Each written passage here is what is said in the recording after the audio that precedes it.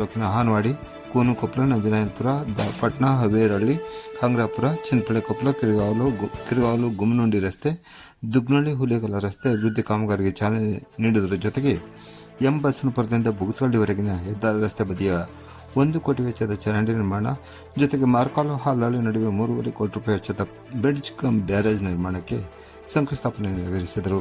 ಇದಲ್ಲದೆ ಸಾಯಂಕಾಲ 5 ಗಂಟೆಯ ಸಮಯದಲ್ಲಿ ರಾವಣಿ ಗ್ರಾಮದಲ್ಲಿ ಏತ ನೀರಾವರಿ ಪುನಶ್ಜೀವನಗೊಳಿಸುವ 4.5 ಕೋಟಿ ವೆಚ್ಚದ ಯೋಜನೆಗೆ ಭೂಮಿ ಪೂಜೆ ನೆರವೇರಿಸಿದರು. ಈ ವೇಳೆ ಮಾತನಾಡಿದ ನರೇಂದ್ರಸ್ವಾಮಿ ಅವರು, ಇಂದು 10ಕ್ಕೂ ಹೆಚ್ಚು ಗ್ರಾಮಗಳ ರಸ್ತೆ ಚರಂಡಿ ಅಭಿವೃದ್ಧಿ ಕಾಮಗಾರಿ ಜೊತೆಗೆ ಬಹಳ ವರ್ಷಗಳಿಂದ ನೆನೆಗುದಿಗೆ ಬಿದ್ದಿದ್ದ ಸಣ್ಣ ನೀರಾವರಿ ಇಲಾಖೆಯ ರಾವಣಿ ಏತ ನೀರಾವರಿ ಯೋಜನೆಗೆ ಪುನರುಜ್ಜೀವನ ನೀಡುವ ಕಾಮಗಾರಿಗೆ ಚಾಲನೆ ನೀಡಲಾಗಿದೆ ಎಂದರು.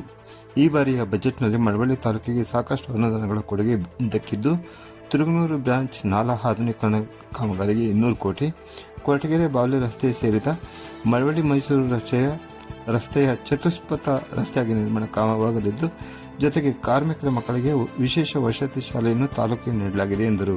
ಜೊತೆಗೆ ಪಟ್ಟಣದ ಪೌರಾಡಳಿತ ಇಲಾಖೆಯಿಂದ ಪಟ್ಟಣಕ್ಕೆ 10 ಕೋಟಿ ರೂಪಾಯಿ ವಿಶೇಷ ಅನುದಾನ ಬಿಡುಗಡೆಯಾಗಿದ್ದು, ಜೊತೆಗೆ ಸಿಎಸ್ಆರ್ ಅನುದಾನದಲ್ಲಿ ಪೊಲೀಸ್ ಇಲಾಖೆಗೆ 4 ಹೊಸ ವಾಹನಗಳು, ಸರ್ಕಾರಿ ಆಸ್ಪತ್ರೆಗೆ 1 ಹೊಸ ಆಂಬ್ಯುಲೆನ್ಸ್ ಬರಲಿದೆ ಎಂದರು. ನಂತರ ಪಟ್ಟಣದ ತಾಲೂಕ್ ಪಂಚಾಯತ್ ಕಚೇರಿ ಆವರಣದಲ್ಲಿ ನೂತನ ಅಕ್ಕ ಕೆಫೆ ನಿರ್ಮಾಣಕ್ಕೆ ಸಹ ನರೇಂದ್ರಸ್ವಾಮಿ ಭೂಮಿ ಪೂಜೆ ನೆರವೇರಿಸಿದರು. ತಾಲೂಕ್ ಪಂಚಾಯತ್ ಶ್ರೀನಿವಾಸ್, ಲೋಕೋಪಯೋಗಿ ಇಲಾಖೆಯ ಎಡಬ್ಲ್ಯೂ ಸೋಮಶೇಖರ್, ಜಿಲ್ಲಾ ಪಂಚಾಯತ್ನ ತಾಂತ್ರಿಕ ವಿಭಾಗದ ಎಡಬ್ಲ್ಯೂ ಅಪ್ಪಣ್ಣ, ಸಣ್ಣ ನೀರಾವರಿ ಇಲಾಖೆಯ ಎಡಬ್ಲ್ಯೂ ಎನ್ ಈಶ್ವರ್, ಬ್ಲಾಕ್ ಕಾಂಗ್ರೆಸ್ ಅಧ್ಯಕ್ಷರಾದ ಸಿಪಿ ರಾಜು,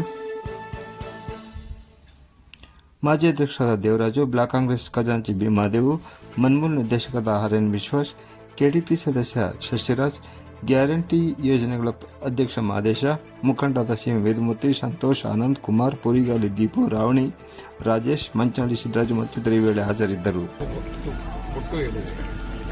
ಇದಲ್ಲದೆ ಇನ್ನೂ ಒಂದು 200 ಕೋಟಿ ಮಿಗಿಲಾದಂಥ ಯೋಜನೆ ನಮ್ಮ ತುರುಗ್ನೂರು ಬ್ರಾಂಚ್ ಅಂದರೆ ಅದನ್ನೇ ಟಿ ನರಸೀಪುರ ಮಳವಳ್ಳಿ ಭಾಗದ ಅಂದರೆ 2ಕ್ಕೂ 1 ಗಂಟೆ ನಮ್ಮ ಕಿರ್ಗಾವಲು, ಕಲ್ಪುಣಿ, ನಮ್ಮ ಈ ಭಾಗದ ಸುತ್ತೂರು, ಅಂಗ್ರಾಪುರ ತನಕನೂ ಆ ಒಂದು ನಾಲಾ ಆಧುನೀಕರಣದ ಕಾಮಗಾರಿಗಳು ಬರ್ತವೆ. ಅದನ್ನು ಕೂಡ ಪೂರ್ಣಗೊಳಿಸ್ತಕ್ಕಂಥ ಜವಾಬ್ದಾರಿನಲ್ಲಿ ಇವತ್ತು ಬಜೆಟ್ನಲ್ಲಿ ಘೋಷಣೆ. ನಮ್ಮ ಕೊರಟಗೆರೆ ಬಾವಲಿ ರಸ್ತೆಯನ್ನು ಕೆಶಿಪ್ನಲ್ಲಿ ಚತುಷ್ಪಥ ರಸ್ತೆಯನ್ನಾಗಿ ಮಳವಳ್ಳಿಯಿಂದ ಮೈಸೂರು ಆ ರಸ್ತೆಯನ್ನು ಕೂಡ ನಮಗೆ ಇವತ್ತು ಕೊಟ್ಟಿದ್ದಾರೆ.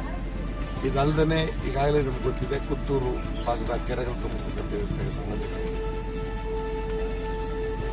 ಜೊತೆಗೆ ಈ ಸಾರಿ ಕಾರ್ಮಿಕ ಇಲಾಖೆಯಿಂದ ಒಂದು ವಿಶೇಷವಾದಂಥ ಕಾರ್ಮಿಕರ ಮಕ್ಕಳ ವಿಶೇಷ ಶಾಲೆಯನ್ನು ಒಂದು ಮಳವಳ್ಳಿಗೆ ಇವತ್ತು ಕೊಡಲಾಗಿದೆ. ಇನ್ನೂ ಹೆಚ್ಚುವರಿ ನಾನು ಬಜೆಟಲ್ಲಿ ಸೇರಿಸ್ತೀನಿ, ನಾನು ಸಪ್ಲಿಮೆಂಟರಿ ಬಜೆಟಲ್ಲಿ ಸೇರಿಸ್ತೀನಿ.